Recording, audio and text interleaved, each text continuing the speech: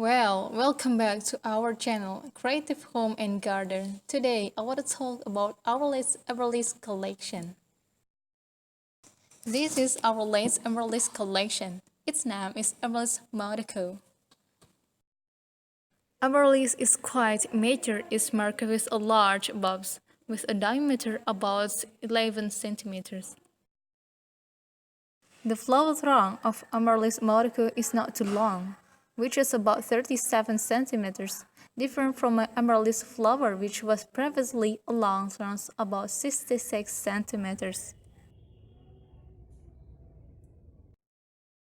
Good planting media for amaryllis is humus lands. With the fertile soil, amaryllis will grow well, as in this video, which was sapling up to 10.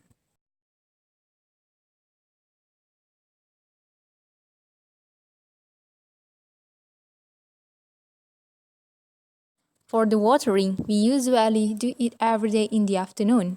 If you plant it in a pot, make sure to have good drainage, so that the roots and bulbs of amaryllis will not to be rooted because of water.